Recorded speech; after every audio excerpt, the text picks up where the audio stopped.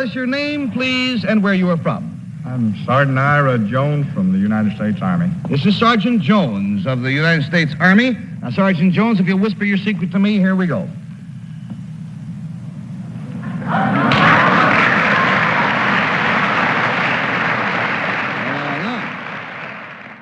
Welcome back to Talking Elvis. Ira Jones was born on the 10th of July 1923 in Johnson County, Arkansas. He enlisted into the US Army on the 23rd of December 1940. He would remain in the Army until his retirement in 1963, but long before he would meet Elvis in 1958, Sergeant Jones led a life that many of us just couldn't imagine. He served during the Second World War, received the Bronze Star, a Silver Star, and a Purple Heart after being wounded near Paris in 1944. So this was a hardened career soldier. And I think that's an interesting part of this story, because when Elvis came into his life in 1958, he wasn't interested in having a famous rock and roll singer under his command. In fact, he admitted it later: "I was not the happiest guy in the world." In the early hours of the 1st of October 1958, the USS General Randall sailed into Bremerhaven, West Germany. It had left New York just 10 days earlier on September the 22nd, and on board was one soldier, US 533-10761, Private Elvis Presley. Elvis was assigned to the 1st Medium Tank Battalion 32nd 3rd Armoured Division at Ray Barracks in Freiburg. He initially joined D Company, but was later transferred to C and the reconnaissance platoon of Sergeant Ira Jones.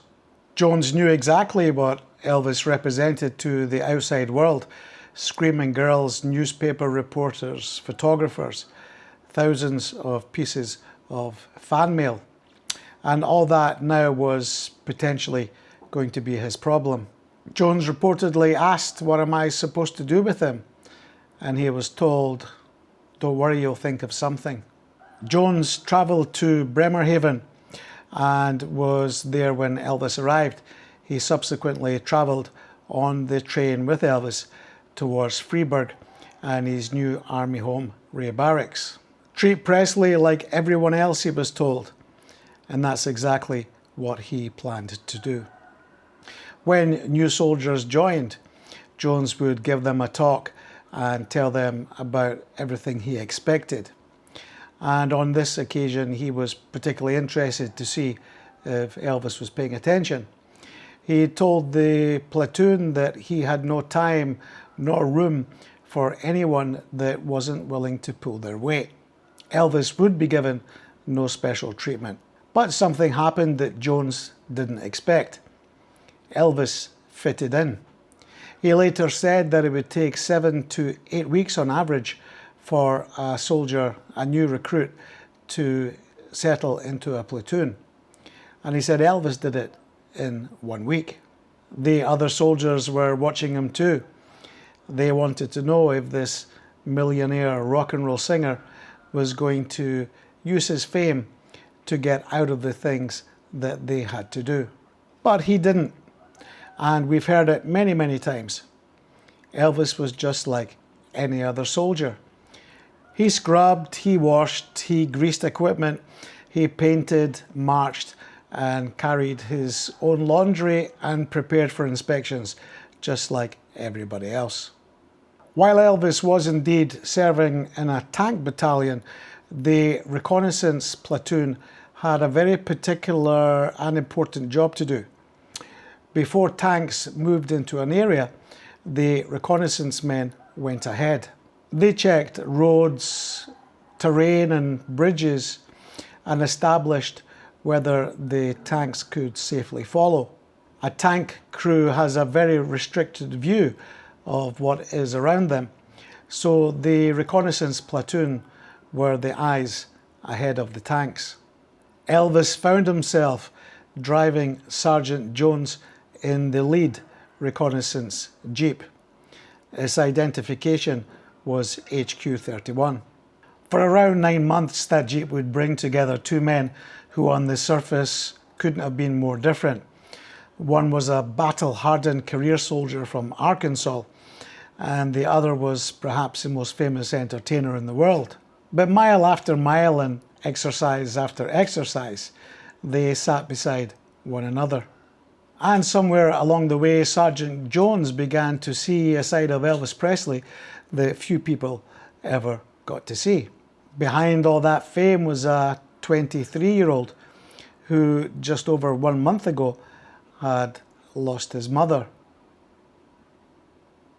In his book, Soldier Boy Elvis, Jones recalls one patrol where Elvis just completely broke down while inside HQ-31. He talked openly about how much he was missing his mother. It was a moment that Jones would never forget.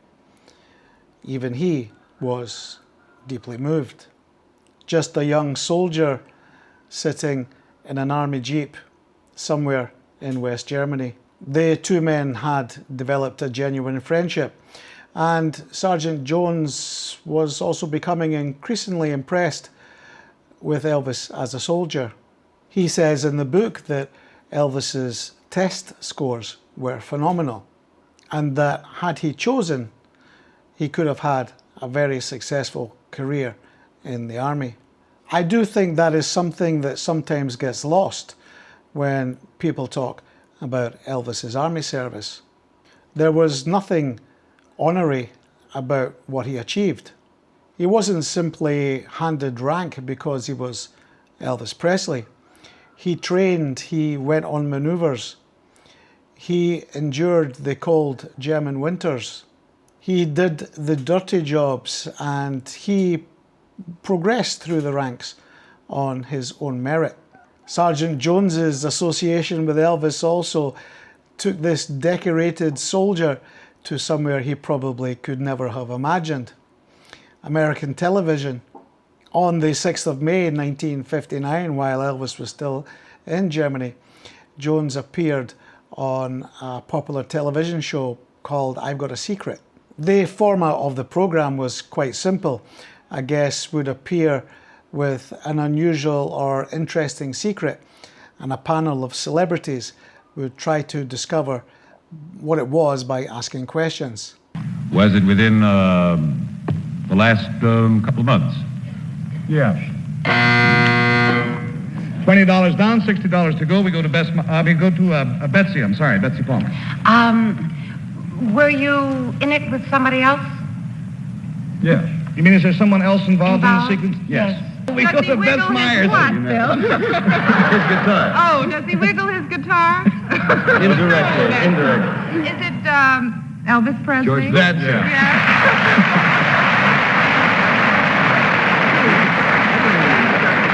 It's quite amusing when you think about it.